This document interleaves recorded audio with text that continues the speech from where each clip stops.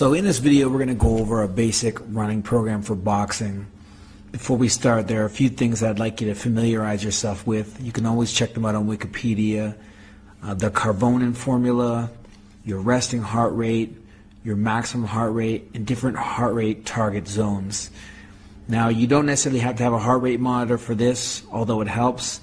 But if not, try to become familiar with checking your own heart rate by using your fingers just to the side of your jaw there, your throat, in order to assess your heart rate. You will be checking it, count how many you get in 10 seconds, multiply that by 6 to see what you get in a minute. The most basic type of running you're going to do in your program is base running, which is sort of like your standard distance run. Now, this prepares you mentally and physically for all the work that you're doing. If you can't go for a 30 to 60 minute easy run, then you're probably not in good enough shape to do a 30 to 60 minute boxing workout in the gym. Now, unless you're injured, of course, there are exceptions. But this is overall to prepare you for higher intensity work. So if you're out of shape or you've been off for a while, it's good to do this. And if you're in the middle of your runs, you can see me off in the distance. You can throw punches, slips, move around a little bit just to make it a little more fun. The next level in your running program, which is very important, is anaerobic threshold training. Most of this is going to take place at 70 to 85% of your maximum heart rate.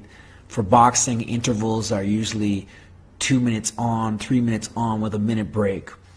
And as you get into better shape, into the higher intensity phases, you'll be doing anaerobic threshold workouts twice a week, maybe even only once a week once you get to the higher intensity stuff. But right here you can see I'm just trying to kick it at a pace that's higher than an easy jog. Basically, the way I'm thinking of it is the fastest pace that I can maintain steady through the interval. So you're hovering at your anaerobic threshold. And that's going to change as you get in better shape. You'll be able to go harder and maintain that pace as you go along. And that's the goal.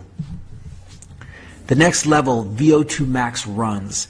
This is where you're training your body to utilize as much oxygen as it can for short bursts of activity that are longer than a sprint. And a lot of your boxing conditioning is dependent upon this, because boxing is sort of like in between explosive sprints and sometimes longer bursts of activity. Here you're going to train 30 to 45 seconds with a minute to 2 or 3 minutes off. Sometimes the rest can only be 30 seconds. But basically it's above a sprint. See here, I'm just trying to push above a sprint, get my body in the best shape it can oxygen-wise.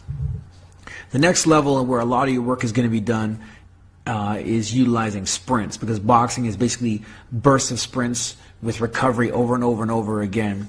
And just being able to sprint once or twice isn't going to cut it, because in a boxing event you have to sprint, throw quick punches, move around, you get a short break when you clinch, when you move, and then you have to go again. And there's 3 basic types of sprints. One is a high quality sprint where you're going to go hard and fast and take a long break in between. Here you're going to go as fast as you can. Now, it's always best to do these along the beach with Apollo Creed and a crop tank top if you can. Here I come back, recovery, and then boom, I'm going to go again. If I really wanted to push myself, I would just rest maybe 15 seconds to 30 seconds at the other end and then sprint back, sort of more like a Tabata set. Another option you've always got is stairs. If you really want to push yourself, run a set of stairs, and when you get to the top, do a sprint right at the very end.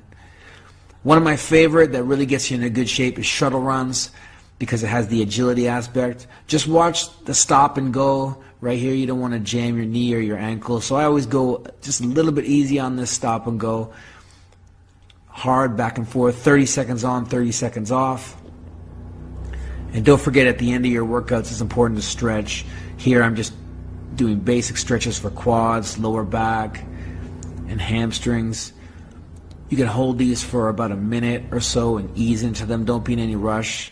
And if you don't like stretching, it's no fun. You got to force yourself. Straight hamstring stretch. If you can get your leg up onto something and hold the position. And also glutes and hips are important as well. And there are variations of these you can do at home, but this is the basic idea.